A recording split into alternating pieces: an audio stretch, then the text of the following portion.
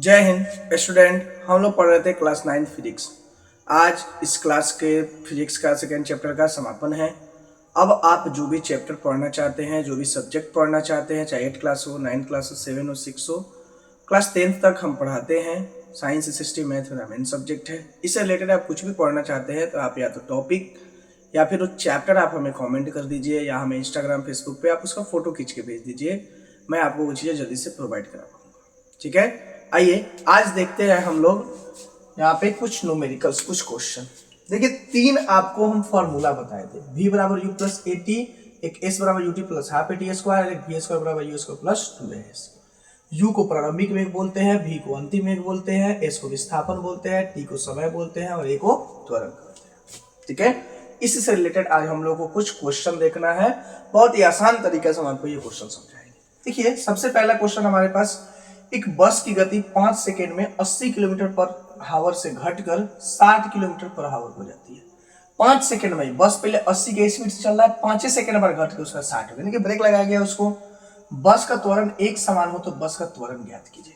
यदि बस का त्वरण हर सेकेंड बस का त्वरण समान रहा है तो बस का त्वरण क्या है, ये त्वरण हमें ज्ञात करके दिखा देना है। ठीक है, देखिए यार, पहले लिखिए सॉल्यूशन, और यहां पे हमें क्या करना है, सबसे पहले क्या दिया गया है वो लिखें। देखिए, बस की गति 5 सेकेंड, 5 सेकेंड में यानी कि समय मिल गया हमको, यहाँ पे टाइम लिख देंगे 5 सेकेंड। उसके बाद 80 किलोमीटर से घटकर 60 किलोमीटर, यानी ये प्रारंभिक में पहले 80 था, बाद में घट के 60 हो गया, तो u हो गया हमारे पास 80 किलोमीटर पर हावर, और v जो है, v हमारा हो गया 60 किलोमीटर पर हावर। अब निकालना क्या है, एक्सेलरेशन, ए निकालना है। अब देखिए कौन सा फॉर्मूला बैठेगा, v है, u है, t है, ये दिया हुआ है, v u t दिया हुआ है, a निकाला, ये फॉर्मूला सुटेबल है।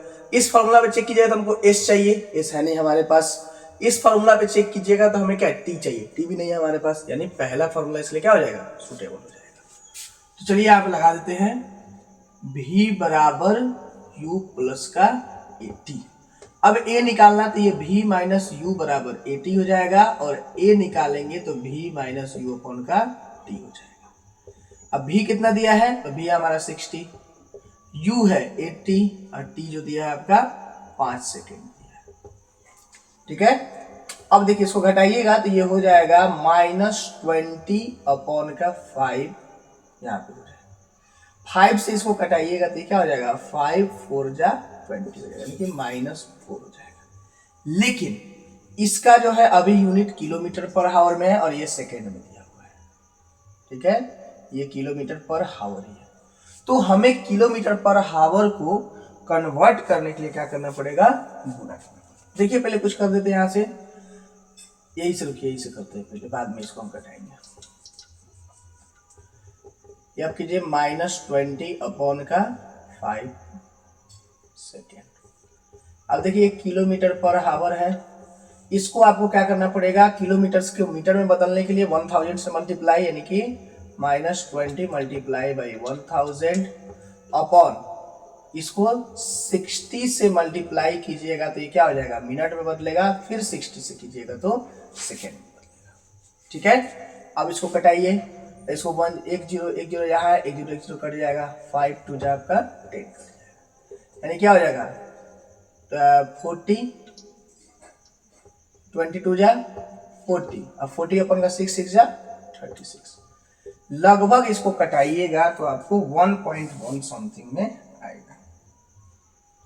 यह माइनस है, ये -1.1 मीटर पर सेकेंड स्क्वायर आपको क्या है, इसमें इसका त्वरण आ जाएगा, और ये हमारा क्या है, त्वरण का मान है।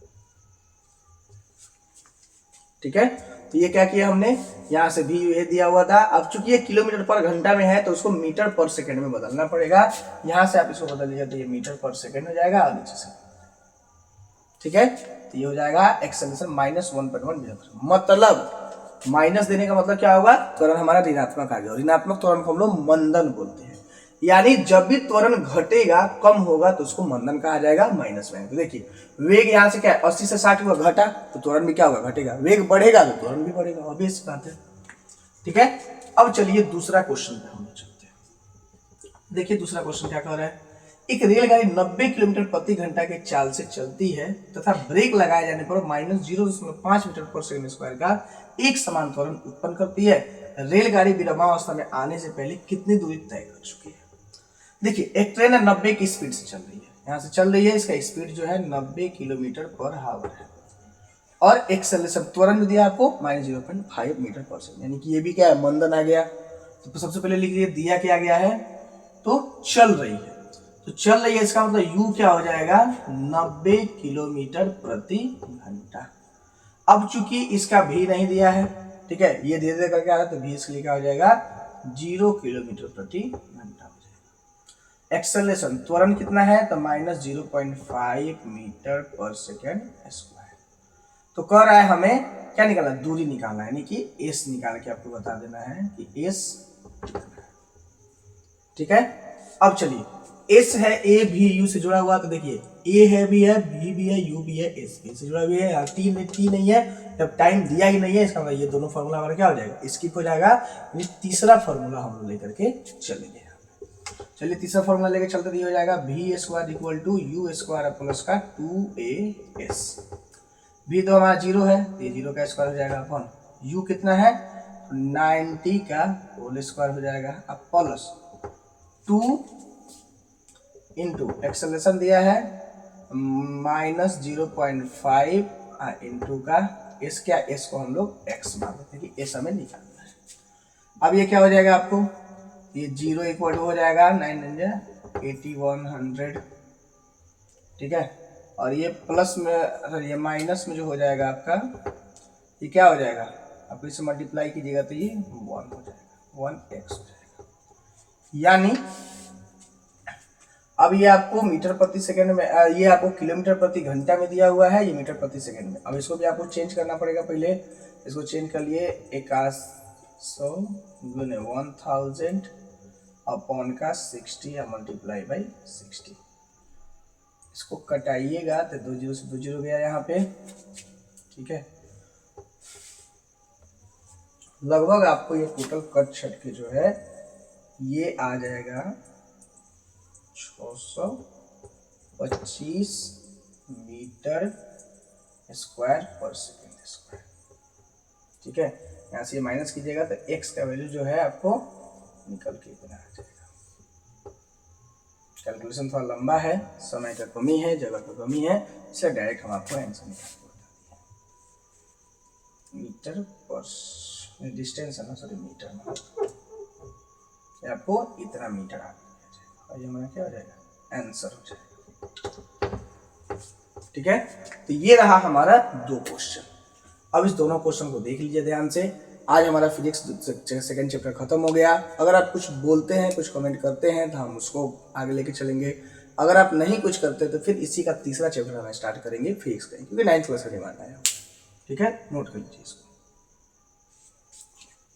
आई होप आपको मेरा वीडियो पसंद आया हो। वीडियो पसंद आया तो वीडियो को लाइक करें, चैनल को सब्सक्राइब करें। आप हमारे साथ फेसबुक, इंस्टाग्राम के माध्यम से जुड़ के या यूट्यूब पे कमेंट करके वीडियो पे जो भी आपकी समस्या है, अपनी समस्या हमें भेज दीजिए। कोशिश करूंगा जितना जल्दी हो सके आपकी समस्याओं का समाधान कर सकूं। तब तक के लिए जय हिंद।